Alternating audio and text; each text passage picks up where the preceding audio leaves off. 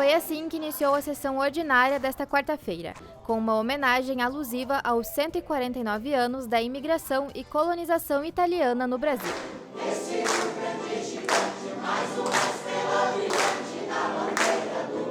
Em 21 de fevereiro de 1874, o navio La Sofia atracou no Porto de Vitória, marcando o início oficial da imigração italiana no Brasil. Com quase 400 imigrantes a bordo, essa data se tornou emblemática na história nacional.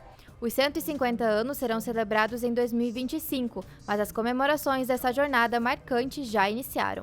O coral Radizi de Itália, presente na homenagem, entoou em italiano músicas símbolos da cultura gaúcha, entre elas Querência Amada.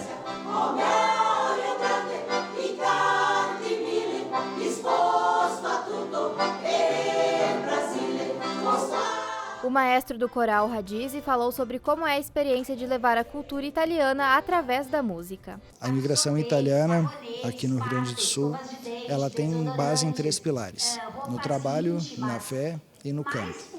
O canto é uma forma que eles utilizaram para deixar o trabalho um pouco mais leve.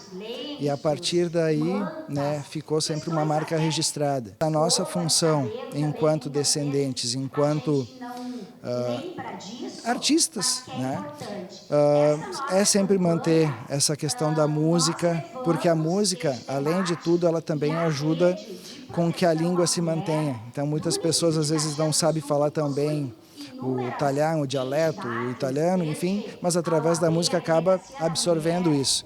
Também presente no evento, a secretária da Cultura, Magali Quadros, destacou a importância de se comemorar a data e a cultura dos antepassados. É importante a gente festejar esses marcos, e lembrar o tempo inteiro, principalmente no momento em que a gente está passando, de tanta tragédia, de tanta desesperança também, mas lembrar que sim, nós viemos para essa terra, construímos as nossas cidades, construímos